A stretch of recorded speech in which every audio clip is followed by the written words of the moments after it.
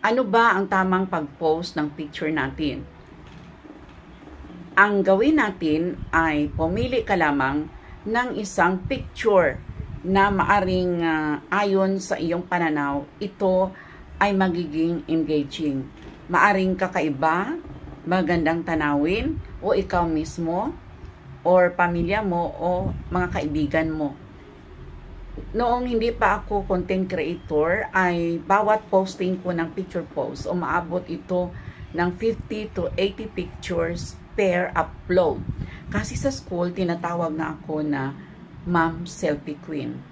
I can have my gallery as many as I can, 300 to 500 pictures a day. Lalo na pag may mga school activities, sobrang dami ng aking mga pictures na magawa.